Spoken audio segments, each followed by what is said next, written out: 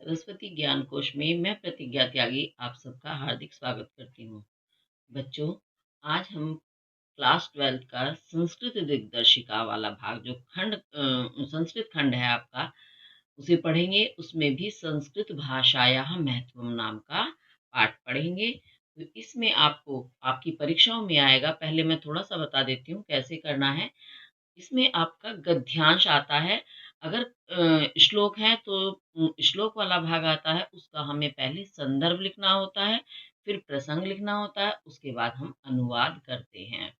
तो जो गद्य अंश होता है, गद्य का तो हमें अनुवाद करना होता है, पद्यांश का भी हमें कई बार अनुवाद ही पूछा जाता है, कई बार व्याख्या पूछी जाती है। तो जो भी पूछा जाए आप उसी तरह से उसका उत्तर देंगे। तो चलिए देखते हैं हम संस्कृत भाषायाः महत्वम। हमारी जो भाषा है हिंदी, यह हिंदी भी आपकी संस्कृत भाषा से ही निकली है। पहले मैं थोड़ा सा संस्कृत भाषा के विषय में अपने शब्दों में आपको बता दूं। संस्कृत जो है सभी भाषाओं की जननी, जननी यानी जन्म देने वाली माता मानी जाती है, क्योंकि अनेकों अनेक भाषाएं संस्कृत भाषा से ही जन्मी हैं। और हमारी ये भाषा वैदिक काल से चली आ रही है। हाँ, इसके रूप में कुछ कुछ परिवर्तन होता रहा। जैसे कि वैदिक काल में ये वैदिक संस्कृत कहलाती थी, फिर धीरे धीरे ये लौकिक संस्कृत के रूप में आई, जो कि आज आपके सामने है। और इसी से ही प्राकृत, पाली, अपभ्रंश आदि अनेक भाषाएं निकली हैं, और उनमें से हिंदी भी एक है। और संस्कृत जो है इतनी महत्वपूर्ण भाषा है, ये ज्ञान का भंडार मानी जाती है। हमारी संस्कृति की, हमारे हर तरह के नियम नीति, आपका आयुर्वेद, धनुर्वेद, हर प्रकार का ज्ञान संस्कृत भाषा में समाया हुआ है। अब चलिए देखते हैं हम आपका संस्कृत भाषायाः महत्वम पाठ। धन्यो अयं भारत देशः यत्र समुल्लसति जनमानस पावनी भव्य भावोद्भावनी शब्द संदोह प्रसविनी सुर भारती। धन्यो, धन्य है, अयम यह, भारत देश, भारत देश, यत्र जहाँ, समुल्लसति सुशोभित हो रही है, जनमानस जन लोगों के मन, मानस मन को पावनी पवित्र करने वाली, भव्यो भावोद उद्भावनी भव्य अलौकिक भाव, भावों को उद्भावनी उत्पन्न करने वाली, अलौकिक दिव्य भावों को उत्पन्न करने वाली, शब्द संदोह शब्दों के संदोह समूह को प्रसविनी उत्पन्न करने वाली, सुर भारती सुर देवों की भारती वाणी, देववाणी अर्थात संस्कृत। संस्कृत को अनेक नामों से जाना जाता है, गीर्वाण वाणी, देववाणी, सुर भारती, बहुत सारे इसके नाम हैं। तो एक बार हिंदी में ही बता देती हूँ मैं।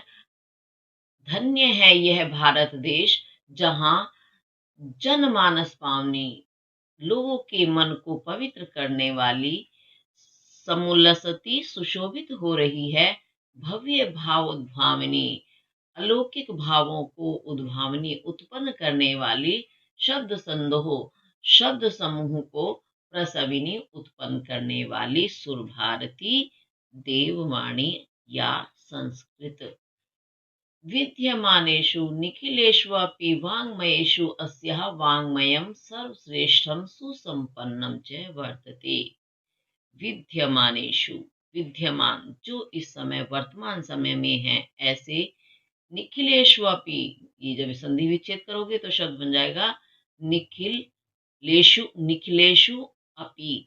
तो निखिलेशु अपि संपूर्ण, अपि ही तो वर्तमान समय में संपूर्ण ही, वाङ्मयेषु वाणियों में अर्थात साहित्यों में, अस्याः वाङ्मयम् इसका वाङ्मय साहित्य, सर्वश्रेष्ठम सबसे श्रेष्ठ, सुसंपन्नम च और सुसंपन्नम, सु भली प्रकार से संपन्न, ऐश्वर्य युक्त, वर्तते है।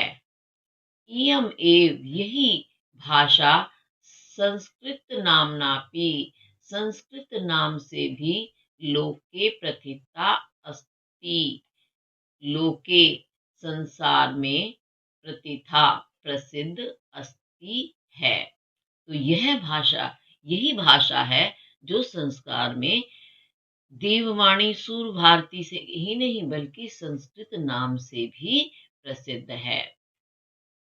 अस्माकं रामायण महाभारत ऐतिहासिक ग्रंथः चत्वारो वेदाः सर्वा उपनिषदः अष्टादश पुराणानि अन्यानि च महाकाव्य नाट्यादीनि अस्याम् एव भाषायां लिखितानि सन्ति। और क्या है इस संस्कृत भाषा में? अस्माकम हमारे, रामायण, रामायण ग्रंथ का नाम आपने सुना होगा। इसमें जितने भी हमारे महत्वपूर्ण ग्रंथ हैं उनके नाम बताए गए हैं।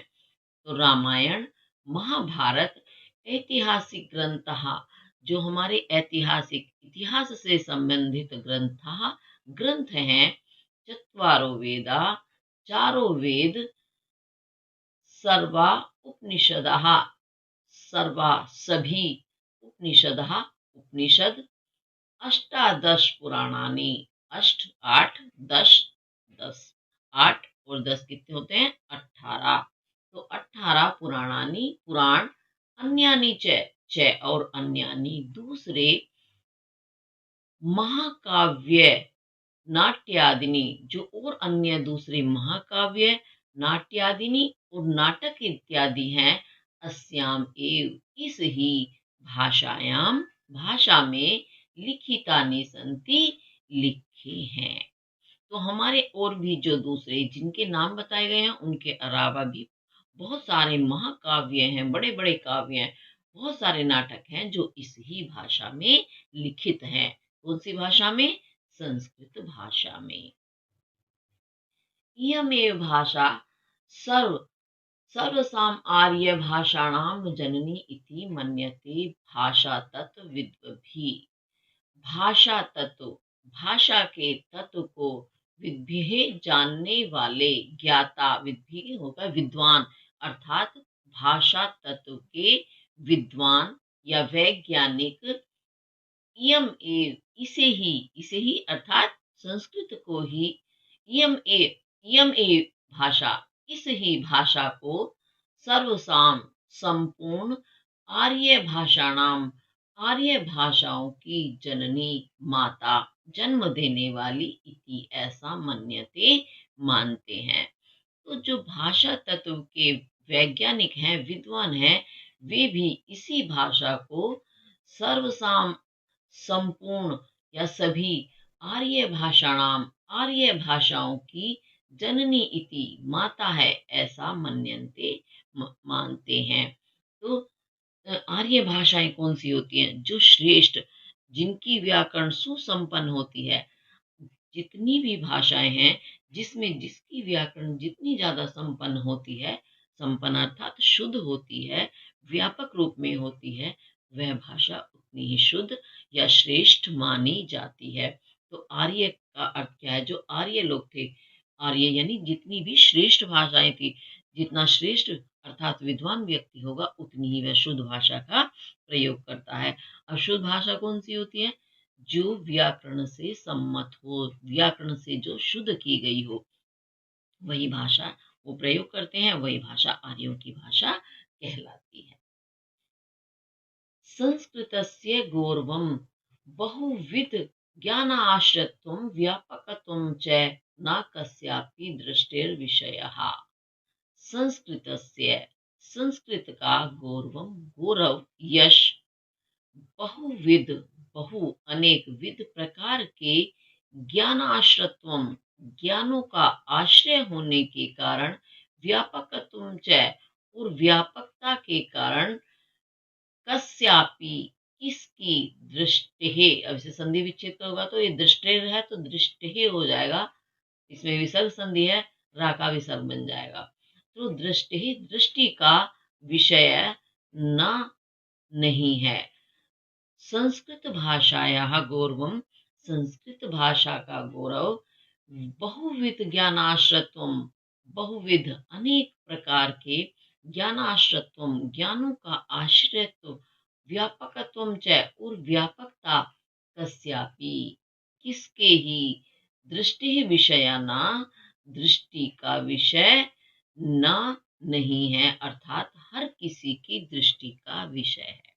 अब इस लाइन का जो अनुवाद है वही तो अभी मैंने बताया, लेकिन आपको हो सकता है इसका अर्थ भावार्थ समझ में ना आया हो, मैं अपने शब्दों में बता देती हूँ, जिससे कि हम किसी भी बात को रटने की बजाय अगर उसे समझ लेते हैं तो ज़्यादा अच्छे से कर पाते हैं।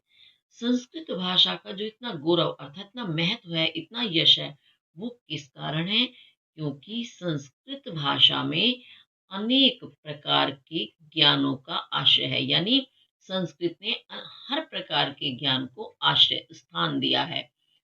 कहने का तात्पर्य, आश्रय देने का मतलब ये है कि संस्कृत में आपको अधिक से अधिक प्रकार के ज्ञान प्राप्त हो जाएंगे। किसी भी क्षेत्र में, किसी भी विषय में आप ज्ञान प्राप्त करना चाहें तो आप संस्कृत पढ़ें और उसका ज्ञान प्राप्त करें। और व्यापकत्व, व्यापकता यानी उसका फैलाव, उसका विस्तार इतना ज्यादा है, इतनी ज्यादा मात्रा में संस्कृत फैली हुई है अपने ज्ञान के कारण, अपनी शुद्धता के कारण, कि वह हर कोई जानता है। दृष्टि का विषय होना यानी किसी से भी अनजान ना होना, अर्थात सभी की नजर में है कि संस्कृत भाषा कितनी महान है। इसी कारण उसे ज्ञान का भंडार कहते हैं। संस्कृतस्य गौरवं में दृष्टिपथम आन्य सम्यक उक्तम आचार्य प्रवरेण दंडिना। संस्कृतस्य, संस्कृत के गौर में, गौरव से युक्त या गौरव को दृष्टि पथम आन्य, दृष्टि पथ में आन्य, ला करके यानी देख करके, सुम्यक, ये सुम्यक है, सुम्यक यानी भली प्रकार से उक्ता, कहा गया है, आचार्य प्रवरेण, आचार्य प्रवर, दंडिना, दंडी के द्वारा। तो दंडी संस्कृत के एक बहुत ही बड़े श्रेष्ठ कवि रहे हैं, महाकवि हैं। तो उन्होंने संस्कृत के गौरव को देख कर, दृष्टि पथम आने का मतलब है देख करके, जान करके, फिर से देखते हैं तो सही कहा है, क्या कहा है, संस्कृतस्य, संस्कृत के गौर में, इस गौरव को दृष्टि पथम आन्य, देख करके ही, दृष्टि पथ में ला करके ही, सम्यक उत्तम, सम्यक यानी भली प्रकार यानी ठीक ही, उत्तम कहा है। किसने कहा है? आचार्य प्रवरेण, आचार्य प्रवर, दंडिना, दंडी के द्वारा सही कहा गया है। अब ये क्या सही कहा है उन्होंने, या उनके द्वारा क्या सही कहा गया है, अभी हम आगे पेज में देखते हैं। दंडी जी के द्वारा आचार्य प्रवर यानी जो बहुत ही श्रेष्ठ, प्रवर का मतलब होता है प्रखर, श्रेष्ठ जो है, उन आचार्य दंडी के द्वारा कहा गया है, संस्कृत नाम दैवी वाक्वना व्याख्याता महर्षि भी, महर्षि भी, महर्षियों के द्वारा संस्कृत नाम, संस्कृत को दैववाग, दैवी वाग, दैवी वाणी अनुख्याता कहा गया है। महर्षियों के द्वारा संस्कृतम नाम, संस्कृत को दैवी वाग यानी दैवी वाणी, देवताओं की वाग वाणी अनुख्याता कहा गया है, प्रख्यातित किया गया है। ये इस लाइन का अर्थ है। अब आगे देखते हैं। संस्कृतस्य साहित्यं सुरसं व्याकरणश्च सुनिश्चितम्। संस्कृतस्य, संस्कृत का साहित्यम, साहित्य, सुरसम, सु बहुत ही ज्यादा, रसम रसपूर्ण है, सरस है, व्याकरणश्च और व्याकरण, सुनिश्चितम भली प्रकार से, सु भली प्रकार से या अच्छी तरह से, निश्चितम निश्चित है। संस्कृत का साहित्य सरस, व्याकरणश्च और व्याकरण सुनिश्चितम सुनिश्चित है। तस्य गद्ये पद्ये च लालित्यम, भाव्यबोध सामर्थ्यम, अद्वितीयम, श्रुति माधुर्यश्च वर्तते। तस्य, इसके, गद्ये, गद्य में, पद्ये च और पद्य में, लालित्यम, लालित्य, भावबोध सामर्थ्यम, भाव को बोध जानने की सामर्थ्यम, समर्थता, अद्वितीयम और अद्भुत अद्वितीय, श्रुति माधुर्यश्च, श्रुति माधुर्य वर्तते है।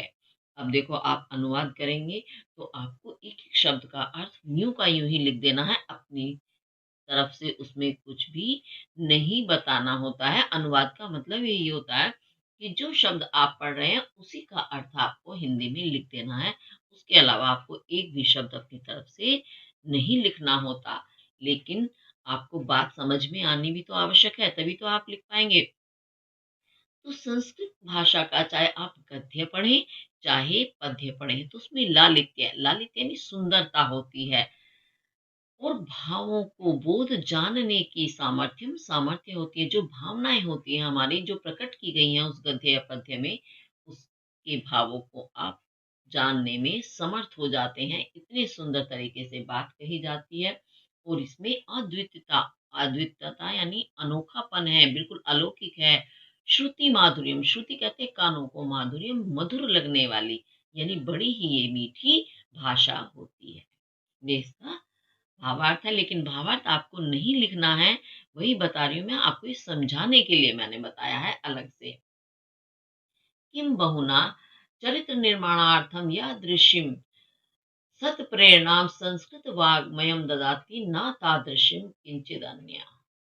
किम बहुना, किम अधिक, बहुना किम क्या, बहुना अधिक, यानी क्या अधिक कहा जाए, चारित्र चरित्र निर्माणार्थम, चरित्र के निर्माण के लिए, या दृश्यम जैसी, सत प्रेरणाम, सत अच्छी प्रेरणा, संस्कृत वाग्मयम, संस्कृत वाणी में, ददाती देती है, या संस्कृत वाणी देती है, ना तादृश्यम, ना नहीं, तादृश्यम वैसी, किंचित अन्यत, किंचित कुछ, अन्यत दूसरी। एक बार इस लाइन को फिर से देखेंगे। किम बहुना अधिक क्या, चरित्र निर्माणार्थम, चरित्र के निर्माण के लिए, या दृशिम सत प्रेरणाम, जैसी सत प्रेरणा, संस्कृत वाङ्मयम ददाती, संस्कृत वाणी देती है, न तादृशिम, न तादृशिम वैसी, किंचित अन्य कोई अन्य दूसरी, वैसी कोई और दूसरी भाषा हमें सत प्रेरणा, अच्छी प्रेरणा नहीं देती है, जैसा कि संस्कृत वाणी देती है। यानी चरित्र निर्माण के लिए एक से एक श्लोक कवियों के द्वारा कहे गए हैं, एक से एक पद्य गाए गए हैं उनके द्वारा। अगर हम उनका प्रयोग करते हैं, अपने जीवन में उनको लाने का प्रयास करते हैं, तो हम बहुत ही श्रेष्ठ मानव बन सकते हैं। अब आगे देखेंगे। मूलभूतानां मानवीय गुणानां यादृशी विवेचना संस्कृत साहित्य वर्ते, न अन्यत्र तादृशी। मूलभूतानां, मूलभूत मानवीय गुणानां, मानवीय गुणों की, यादृशी विवेचना, जैसी विवेचना, संस्कृत साहित्य, संस्कृत साहित्य में ये वर्तते है। यहाँ आपका रेफ नहीं है, इसमें वर्तते है ये शब्द, तो वर्तते है, ना नहीं, अन्यत दूसरी, तादृशी वैसी, यानी अन्यत दूसरी जगह वैसी विवेचना नहीं है, जैसी मानवीय गुणों की विवेचना संस्कृत साहित्य में है। तो ना अन्यत तादृशी, तादृशी वैसी, ना नहीं है, अन्यत दूसरी जगह, ऐसी दूसरी जगह कहीं विवेचन नहीं है। दया, दानम, शोचम, औदार्यम, अनसूया, क्षमा, अन्ये च अनेके गुणाः अस्य साहित्यस्य अनुशीलनेन संजायन्ते। दया आप जानते हैं, दानम यानी दान, शोचम, शोच कहते हैं पवित्रता, औदार्यम उदारता, अनसूया ईर्ष्या न करना, ईर्ष्या न करना, चुगलखोरी न करना। इसके दोनों अर्थ आप ले सकते हैं। क्षमा, क्षमा, क्षमाशीलता जानते हैं। अन्य चा और अन्य दूसरे, अनेकी गुणः, अनेक गुण, अस्य साहित्यस्य, अस्य इसके अर्थात संस्कृत के, साहित्यस्य साहित्य का, अनुशीलनेन अनुशीलन करने से, पालन करने से, संजायन्ते उत्पन्न हो जाते हैं।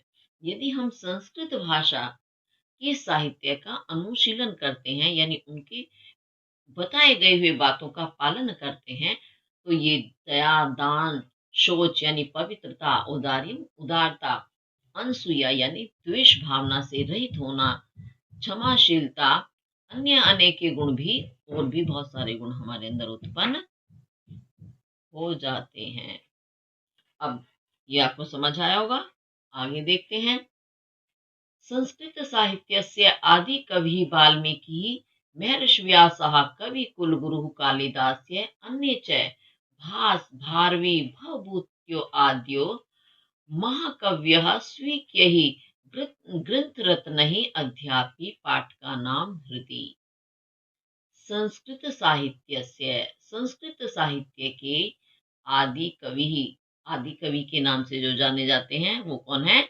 वाल्मीकि। वाल्मीकि महर्षि व्यास, महर्षि व्यास, कवि कुल गुरु, जो कवि कुल गुरु के नाम से प्रसिद्ध हैं वो कालिदास, कालिदास, अन्य अन्य दूसरे, भास, भारवी, भवभूत्यो आदि, भवभूति आदि, महाकव्य, महान कवि, स्वीक्य ही, अपने ग्रंथ रत्न ही, ग्रंथ रत्नों के द्वारा अध्यापी आज भी पाठ का नाम हृदय, पाठकों के, पाठक यानी पढ़ने वालों के हृदय में क्या है? विराजमान है, स्थित है।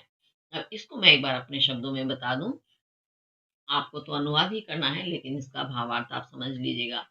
संस्कृत साहित्य के जो श्रेष्ठ कवि हैं उनके नाम इसमें गिनाए गए हैं। तो जैसे वाल्मीकि जिन्होंने रामायण लिखी है, और जो आदि कवि कहलाते हैं। आदि कवि क्यों कहते हैं ना? आदि कहते हैं सबसे प्रारंभ के कवि। सबसे प्रारंभ के कवि वे क्यों हैं? क्योंकि उन्होंने ही लौकिक भाषा, जिसे कि आज आप पढ़ते हैं या जो भी आप सामने पढ़ रहे हैं, ये भाषा जो है लौकिक भाषा कहलाती है, संस्कृत का लौकिक रूप है। तो इन वाल्मीकि जी ने ही लिखना आरंभ किया था इस रूप को। उससे पहले वैदिक संस्कृत चलती थी, तो इसी कारण इन्हें आदि कवि के नाम से जाना जाता है। तो आदि कवि है महर्षि व्यास, जिन्होंने महाभारत लिखी है। महाभारत के बारे में आप जानते हैं। और कवि कुल गुरु की उपाधि दी गई है। जैसे वाल्मीकि जी को आदि कवि की उपाधि दी गई है, ऐसी ही संस्कृत के बड़े ही महान कवि हैं कालिदास, तो उन्हें कवि कुल गुरु यानी कवियों के कुल में, वंश में वो कैसे हैं? गुरु। कवियों के वंश में वो गुरु हैं, सर्वश्रेष्ठ हैं। और दूसरे और भी उन्होंने बताए हैं, जैसे जिनका नाम भास है, भारवी है, भवभूति है। तो इन्हीं सब ने, इनके अलावा आदि, आदि का मतलब क्या है? यानी और भी हैं। उन सब ने ऐसे ऐसे महाकाव्य लिखे हैं, तो जो संस्कृत पढ़ने वाले लोग हैं वो उनके ग्रंथों को पढ़ते हैं। उनके ग्रंथों को पढ़ने के कारण उनके हृदय में वो आज भी विराजमान है, क्योंकि इतने सुंदर ग्रंथ हैं। जब एक बार हम उनको पढ़ लेते हैं या सुन लेते हैं, तो कभी भी हम इन श्रेष्ठ कवियों को नहीं भुला सकते। ये हमारे हृदय में हमेशा के लिए उपस्थित हो जाते हैं। और पाठक यानी पढ़ने वाले। ठीक है, ये आपको समझ आया होगा। अब आगे चलते हैं। इयं भाषा अस्माभिः मातृसमं सम्माननीयः वन्दनीया च। इयं यह भाषा, यह भाषा, देखो इयं स्त्रीलिंग के लिए लगता है, इयं सर्वनाम।